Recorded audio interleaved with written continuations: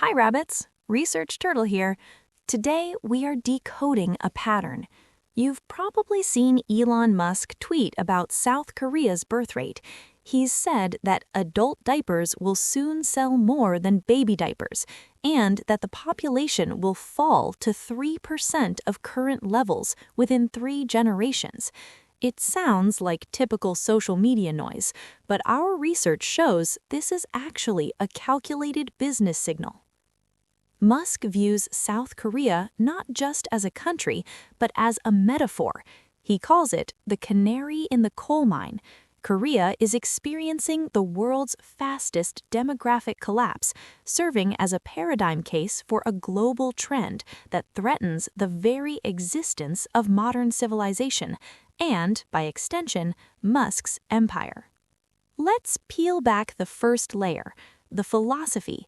Musk subscribes to long-termism, the idea that we must prioritize the potential value of future humanity.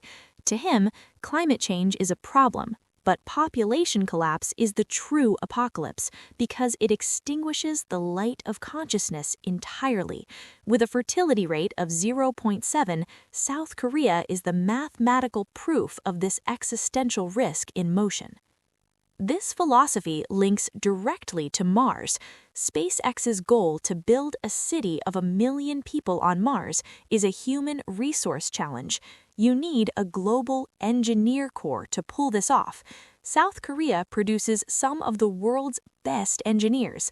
If their population shrinks, the global pool of high-skilled human capital necessary for space colonization dries up. Now, let's move from philosophy to the balance sheet. This demographic collapse presents a strategic business dilemma. On one side, it is a massive threat to the Tesla supply chain. On the other, it creates the perfect opportunity for Tesla's next big product, humanoid robots. Here is the threat. Look at this map. Tesla is deeply dependent on Korean partners like LG Energy Solution and L&F for battery cells and cathodes. The resilience of Tesla's gigafactories in Shanghai, Berlin, and Texas rests on the availability of a skilled Korean workforce. If that workforce vanishes, Tesla's production targets are exposed. The data confirms this fear. Between 2022 and 2023 alone, the share of employees under 30 in the Korean battery sector dropped from roughly 39% to 29%.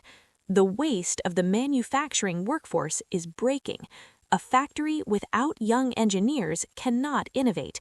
It can only maintain. This is a critical risk for a company like Tesla that relies on constant innovation. This leads to a vicious cycle.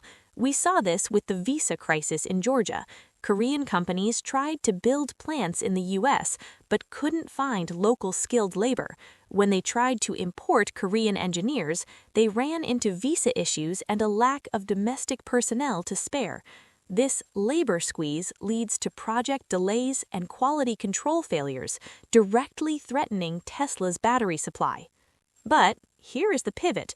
For Musk, South Korea's demographic crisis isn't just a problem to be solved, it is the single greatest business case for humanoid robotics in the world. Why Korea? Because it is the world's #1 robotics testbed. Look at these numbers. South Korea has 1,012 industrial robots for every 10,000 employees. The world average is just 141. Because of high labor costs and resistance to mass immigration, Korean companies are forced to automate to survive. This makes Korea the ultimate early adopter market for Tesla's Optimus. This creates a battlefield for physical AI. The next frontier of AI is moving out of the cloud and into the real world. By deploying robots in Korea, Tesla can capture priceless real-world manufacturing data and establish the dominant hardware standard in a country that is desperate for automation. There is one final layer: security. Musk warned that North Korea won't even need to invade, they can just walk across.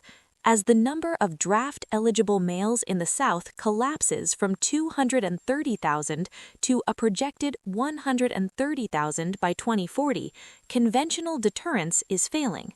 This forces the South Korean military to transition from a manpower-intensive army to a tech-intensive one.